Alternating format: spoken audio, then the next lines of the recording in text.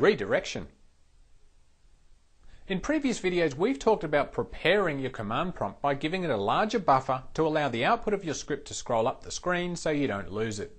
We've also talked about echoing back text to the screen so that you can read it. But wouldn't it be nice to be able to send the output of our script to a text file as well so that we can save it or print it?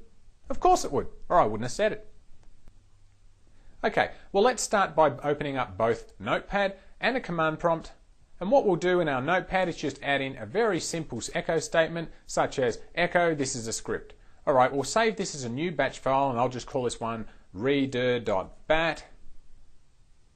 And now if we go back to our command prompt and simply enter in redir.bat and run it, we can see that it's echoed back to us, this is a script. Well, let's go back to Notepad and we'll talk a little bit about redirection. But before I do that, I'm just going to add in the echo off statement up the top here. Alright, now when we shell script, we've got two ways of providing redirection to another object, such as a text file. Our first is to use a greater than symbol.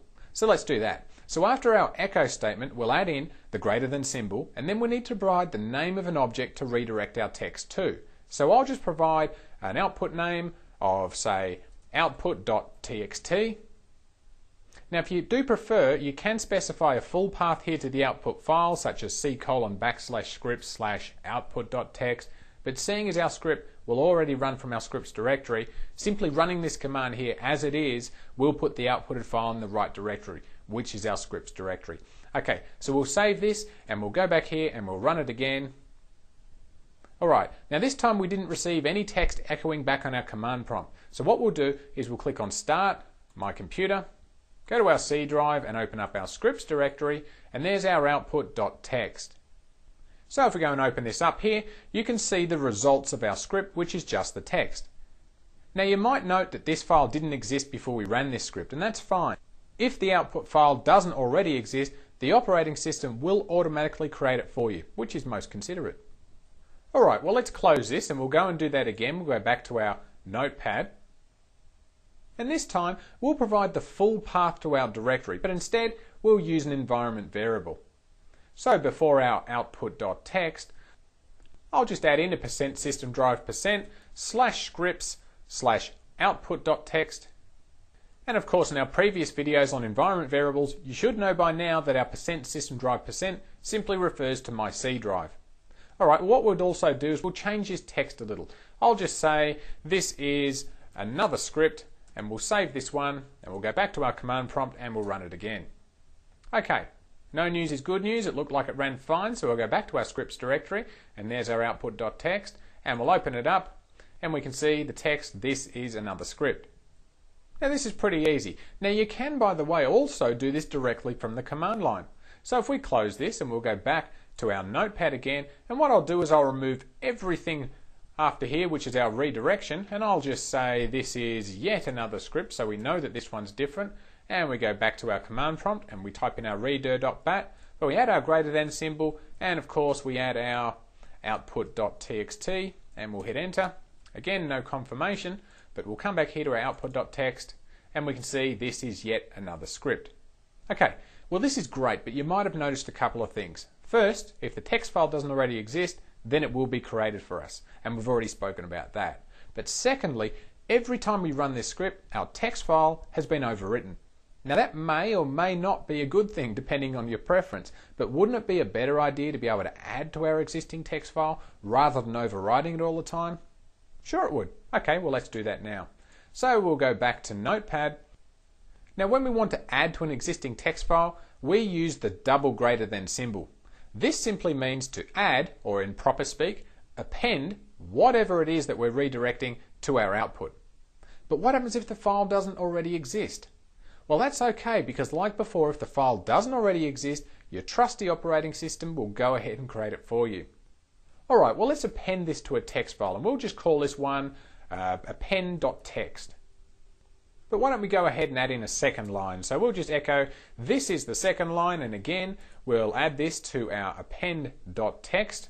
Now we'll save this and go to our command prompt, and we'll rerun it. Again, we get no confirmation, but we can see here that our append.txt file has been created, so we'll open it up, and there's our 2 lines of text.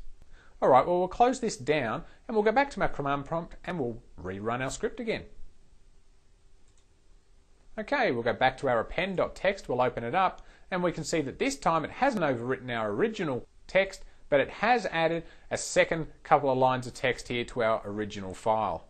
Alright, well there you can see the difference between redirecting once using the greater than symbol, which of course overwrites the output each time, and using the double greater than method, which simply adds to the output each time. So generally speaking, if you're only interested in getting the single output to a text file, you'll use the greater than symbol in a single place in your script, or you'd use it on the command line to redirect your entire script's output to a text file, as we just saw. Now appending, on the other hand, is more useful, especially when you want to create a running log file of everything that occurs within your script, such as a new log file for each day.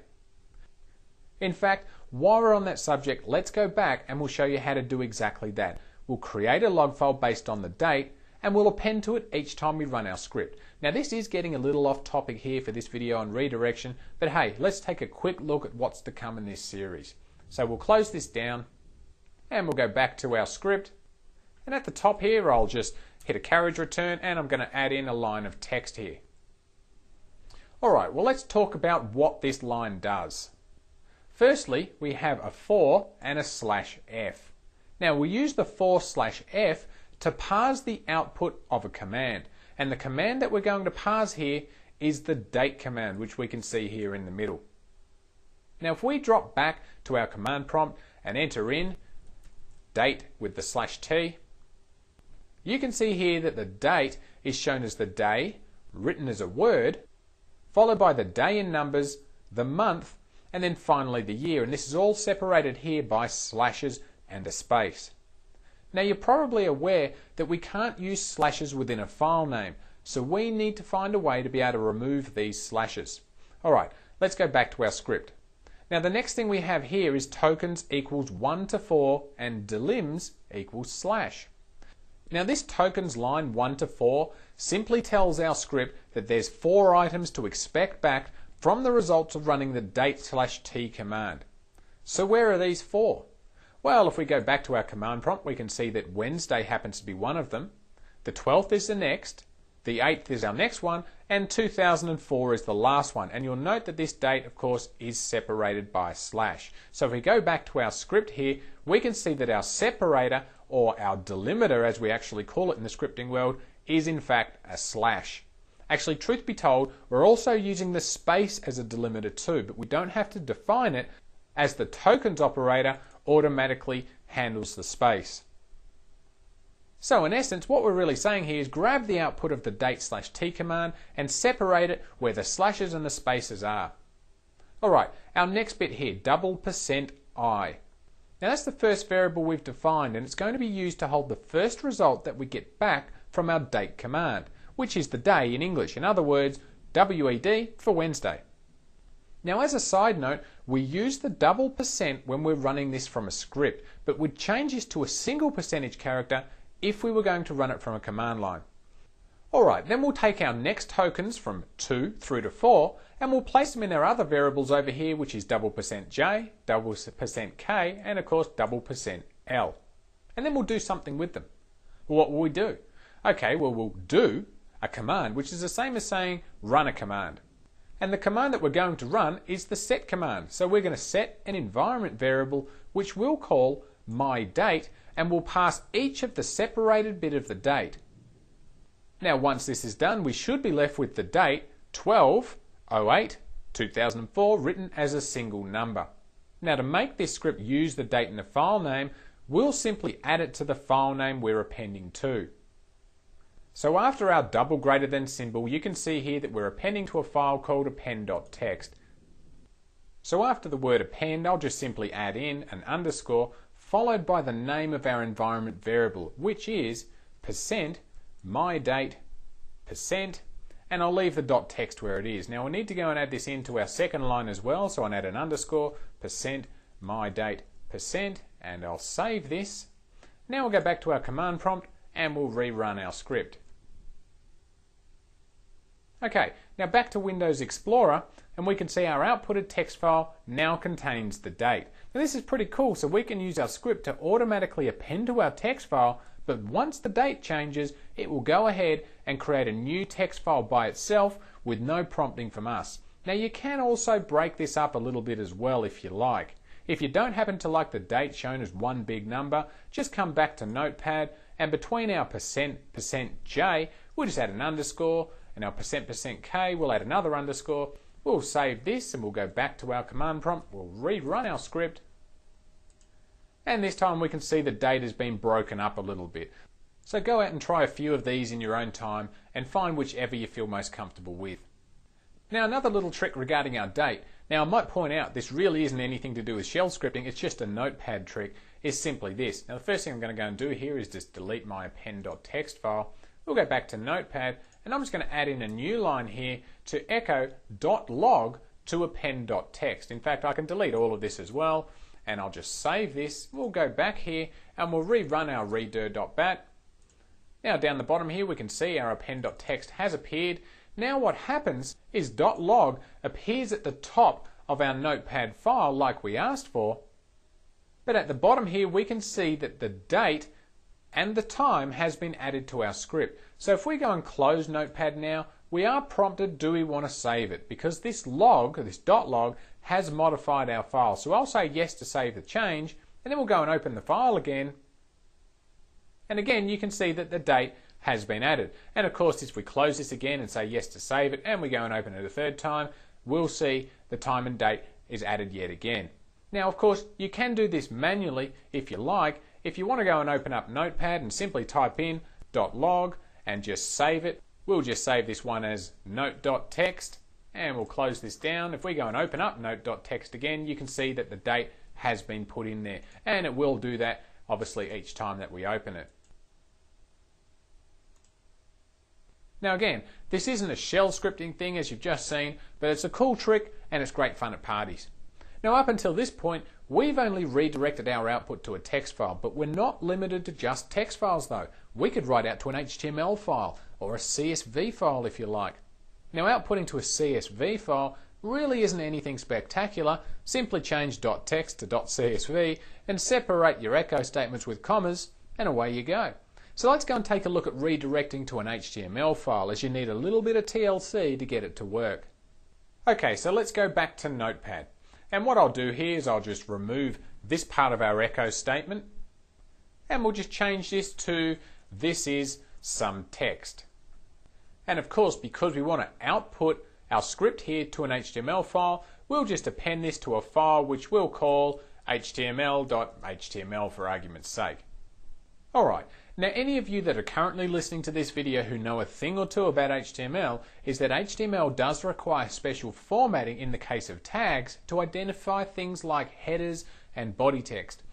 Okay, so above our first real line here, we'll add in another echo statement, and this time we'll need to add in the word body enclosed in less than and greater than symbols, and that'll identify to HTML that this is going to be the start of the body of our HTML file. Now again, we will need to append this to our same file, so we'll add a double greater than symbol in here to our html.html file. Now we have a problem. You see, our shell script sees these less than and greater than tags as special characters, which have special meanings in our script. So to tell our shell script to treat this as text and not an actual command, we'll need to use the caret symbol. And you'll find the caret symbol above your number 6 key on your keyboard, and we'll use that to escape out all these characters. So before our less than symbol, you hold down Shift and hit the number 6 on your keyboard to insert the caret like we've just done there. And again, we'll need to do that right here before our greater than symbol. Now you will note that we do use the caret as an escape symbol before the character we want to escape and treat as regular text. So remember, the caret appears before the character you wish to escape. You got that? Cool. Now on our next line, I'm simply going to go and add in a new line again, and this time we need to add another echo statement which will simply define a heading in HTML. Again, we'll need to use the caret to escape out the less than and greater than symbols and redirect the output to our html.html file. So we'll add in a caret followed by a less than symbol, and then use the symbol of H1 to identify a heading, followed by a caret to escape out our greater than symbol, and then of course we will append this to our html.html file. Now, one thing to be aware of is that our echo statements here will all be forced onto one line, as HTML won't treat them as separate lines. So to make this all look good, we need to force HTML to add in a carriage return or a line break. So we can do that by coming down here to our line of text, and after our echo statement, we'll add in a caret, followed by the less than symbol, followed by the characters BR, which is the HTML code for a line break, and then we'll end this again with a caret and the greater than symbol. And at the bottom of our script, we'll need to tell HTML where our heading and our body text ends. So I'm just going to paste this in here, and right here for our less than and our H1, I'm going to add another caret followed by a slash, and then I'm going to copy my body text here, and I'm going to paste that one in, and I'll do exactly the same thing. We'll add in a caret to escape out our slash. Okay, we're looking about ready to roll now. Geez, they say that carrots are good for your eyesight. Alright, well, let's run with it and see what we got. So we'll run our script. We can see it has run successfully. There's our html.html file. And we open it up and we see this is some text. And straight away you can see that our text is also written in a large heading font. And that's all there really is to it. Now just remember that when you attempt to create your own, that you not only need to follow the rules of HTML here, but you need to use the caret to escape out any characters that your shell script will interpret as commands. So whether it's HTML or XML or some other language, all you need to do is dangle a caret in front of it and you'll be cooking with gas. Okay, well, we've looked at redirecting to a text file and to an HTML file, but did you know you can even redirect to null? Well, sure, you do now. Null, in case you didn't already know, is really nothing. It's a device called null, which is much like a trash can for the command shell.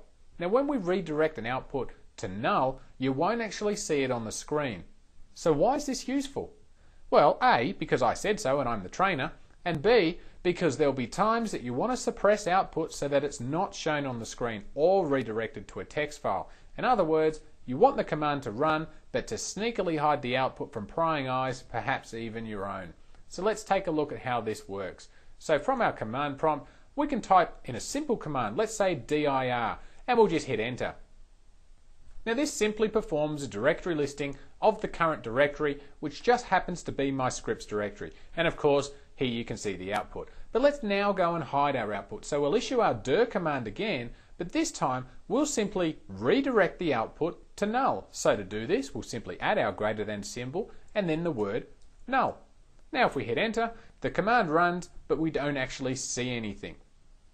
Okay, well let's try another command, a command that will fail because there's a little gotcha here to be aware of. So I'll type in netuse, followed by an asterisk, followed by server name / share name.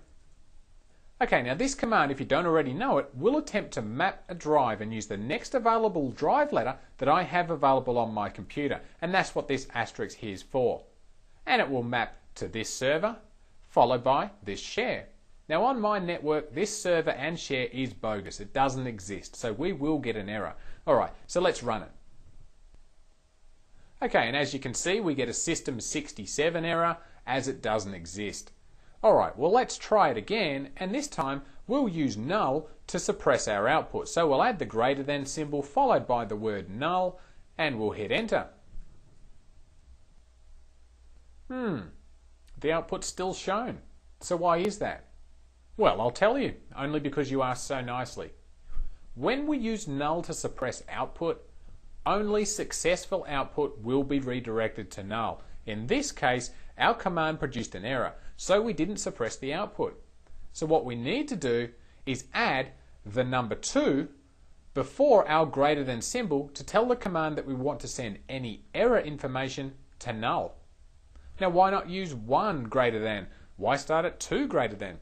Well, that's a good question, and there's a good answer.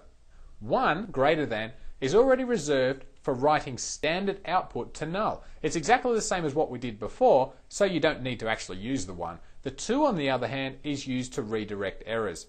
Okay, well let's rerun this command, and you'll see that the error information will be suppressed. And there you go. But what happens if we want to redirect to a text file instead of null? Do we still need that 2 in there? Yes, we do, but don't take my word for it. Let's test it.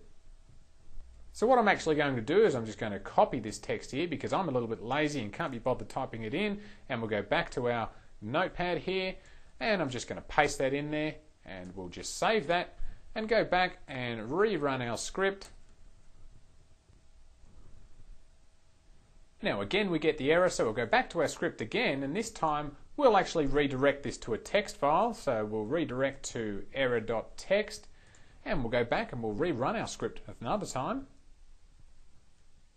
Okay, and as you can see we still get our error, but over here on the left we can see that error.txt was created. So if we open that up, we can see that it's blank. So I was right, and that's 1-0 to me, by the way, so don't worry, I'll keep score.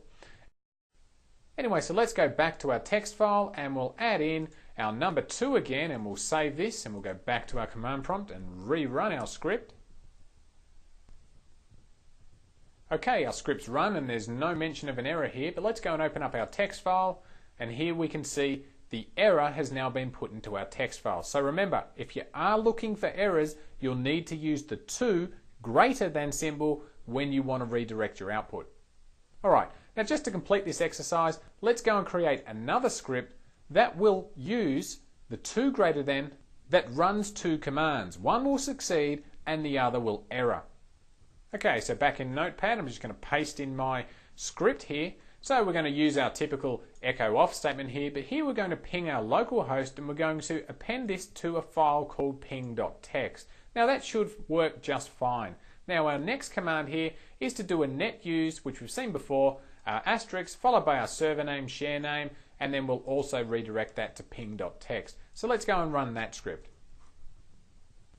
Okay, our script has finished and we can see this system67 error over here, but over here on the left we can see our ping.txt, so we'll open it up, and here we can see the results of our ping command, which obviously worked, but notice that there isn't a sign of our net use command. Again, that's because it produced an error and the error message was suppressed.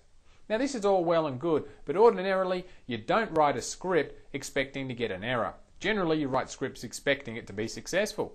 But errors can and do happen, so let's take a look at how to deal with the possibility of getting any errors. Now what we can do here, if we go back to our notepad and after our redirection to our ping, what we'll do here is we'll add in a 2 followed by a greater than symbol and then use the &1 command. Now this &1 will be used to catch the successes. So in essence, what we're actually saying here is if the command produces an error, send it to ping.txt, and if the command is successful, send it to ping.txt. Now we'll just go and add the same on our second line here as well, and I'll just remove that additional space that I put in here, and we'll go and rerun our script. Okay, our script has finished and you'll notice that there isn't any errors here, so we'll go and open up our ping.txt. Okay, and if I just expand this here, we'll just ignore the first one here because that was from our original file. Our second one here does show the successful ping, and of course here is our error information from our net use command. So remember, if it's at all possible to expect either an error or successful results to a command, or even both successes and errors within the same command, then you should use this method of the 2 greater than &1 to catch either of these in your output. Okay, in this video we've taken a detailed look at redirection. When you run a script, you'll almost always have some sort of output to deal with. Now whether the output is a success, a failure, something you want to keep, or something you never want to see, now you'll know exactly what to do with it. In the next video, we'll talk about using loops. We'll see you there.